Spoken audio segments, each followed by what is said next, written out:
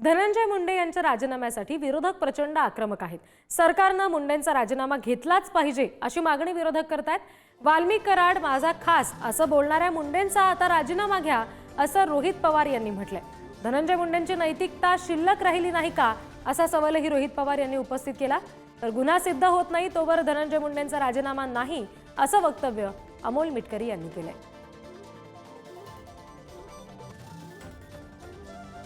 मुंडे साहेबांच्या बाबतीत बोलायचं झालं तर नैतिकता कुठेतरी त्यांनी दाखवायला पाहिजे होती। एवढ्या मोठ्या प्रमाणात त्यांच्या विरोधात बोललं जात आहे। त्यांचा एकदम जवळचा व्यक्ती जो किंग मेकर आहे, त्या मर्डरमध्ये सुद्धा किंग मेकर आहे, भ्रष्टाचारामध्ये सुद्धा किंग मेकर आहे, बऱ्याच काही गोष्टींमध्ये आहे। त्याच्यामध्ये देशमुख परिवार त्यांच्या विरोधात आहे, तिथं मुंडे परिवार आहे, एका मुंडे नावाच्या एका व्यक्तीचा सुद्धा मर्डर तिथं झाला होता। असे अनेक लोक आहेत आणि त्याच्यावर तिथं राजीनामा या दोन नेत्याचा घेतला जात नसेल म्हणजे सरकारला कुठेतरी अहंकार आलाय की बाबानो काही कुणी बोललं तरी आम्ही कोणाला घाबरत नाही। सरकार कोणाला घालायचे सरकारच्या मनावर आहे। सरकार मला नाही वाटत त्यांना बेड्या घालेल आणि त्यांनी खून केलेला नाही हे मी आधीपासून सांगतोय। पण जसं वल्लभभाई पटेलांनी सांगितलं की गांधी हत्या नथुरामने केली, पण विचार कोणाचे होते हा प्रश्न त्यांनी विचारला होता। तसं हत्या करण्याचा आरोप आता सिद्ध झालाय, वाल्मिक कराडच आरोपी आहे, तोच सूत्रधार आहे। आम्ही पहिल्या दिवशी बोंबलून सांगत होतो, सरकार ऐकायला तयार नव्हती। आता सीआयडीने सगळं समोर आणलंय। पण तो माझा खास माणूस आहे असं कोण म्हणालं होतं?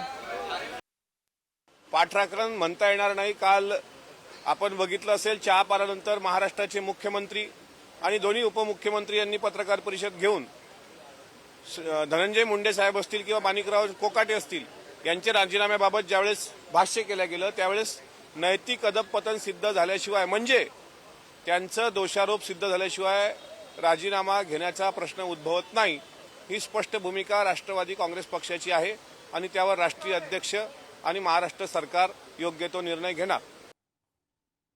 तर मंत्री धनंजय मुंडे यांच्या राजीनाम्याबाबत 2 दिवसात अंतिम निर्णय होण्याची शक्यता आहे। सरकारची बदनामी लक्षात घेता 2 दिवसात मोठा निर्णय होऊ शकतो। मुख्यमंत्री देवेंद्र फडणवीस यांच्या भूमिकेकडे आता सगळ्यांचं लक्ष लागलेलं आहे।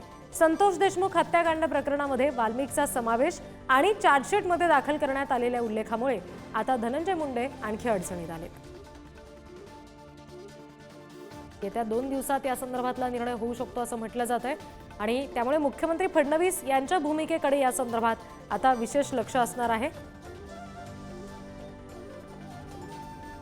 म्हणजे अधिवेशनापूर्वीच हा राजीनामा होईल अशा चर्चा सध्या राजकीय वर्तुळात होत्या। मात्र आता आजचा पहिला दिवस आहे आणि आता तरी पुढच्या 2 दिवसात हा निर्णय होतो का हे पाहावं लागेल। आणखी तपशील घेणार आहोत। प्रतिनिधी पंकज दळवी आपल्याशी जोडले गेलेत त्यांच्याकडून। पंकज, फडणवीस या सगळ्या संदर्भात आता काय भूमिका घेते याच्याकडे विशेष लक्ष असणार आहे, पण 2 दिवसात निर्णय येईल असं म्हटलं जातं।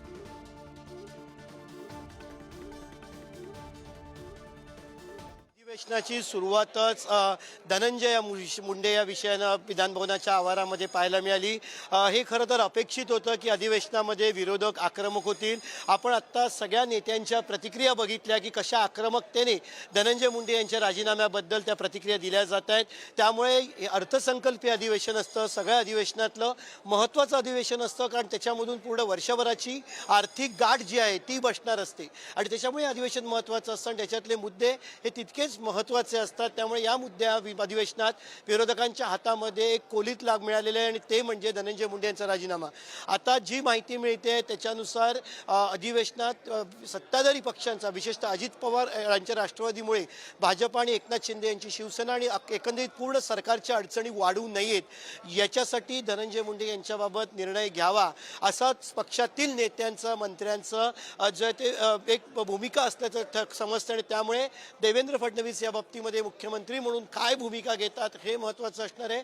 जी माहिती मिळते त्याच्यानुसार येत्या 2 दिवसामध्ये धनंजय मुंडे यांच्या बाबतीतला निर्णय समोर येईल। कदाचित या पूर्ण अधिवेशनामध्ये धनंजय मुंडे यांच्यावर होणाऱ्या आरोपांमुळे सरकार अडचणीत येत असेल, सरकारला अनेक वेळा वेगवेगळ्या प्रश्नांना सामोरं जावं लागत असेल आणि त्यामुळे कुठेतरी सरकारची प्रतिमा जी आहे ती डॅमेज होत असेल, तर या अनुषंगाने या ग्राउंडवरती काही वेगळा निर्णय घेतला जातो का हे महत्त्वाचं असणार आहे। कारण आपण कालची आजची पत्रकार परिषद नीट बघितली असेल सत्ताधारी पक्षांची, त्याच्या आधी जेव्हा चहा पाण्याचा कार्यक्रम झाला तेव्हा मी स्वतः तिथे होतो. अजित पवार यांच्याशी धनंजय मुंडे यांनी बाहेर चहा पाण्याचा जो हॉल होता तिकडनं निघण्याच्या लॉबीमध्ये बोलण्याचा प्रयत्न केला, पण अजित पवार निघून गेले. ही दृश्य सगळ्यांनी बघितली. जेव्हा पत्रकार परिषद विचारलं तेव्हा रवींद्र नाट्य मंदिरच्या कार्यक्रमाला आम्ही एकत्र जाणार आहोत असं सांगितलं. म्हणजेच जी. कुठेतरी धनंजय मुंडे यांचं मंत्रिमंडळात असणं, त्यांच्यावरती होणारे आरोप अर्थात ते सिद्ध व्हायचे आहेत, पण ते आरोप हे अडचणीचे ठरतात. आणि अगदी, आणि याच public अडचणीमुळे appearance- तरी आता पुढच्या 2 दिवसात काही ठोस निर्णय होतो काय पाहावं लागेल. धन्यवाद पंकज दिलेल्या माहितीसाठी.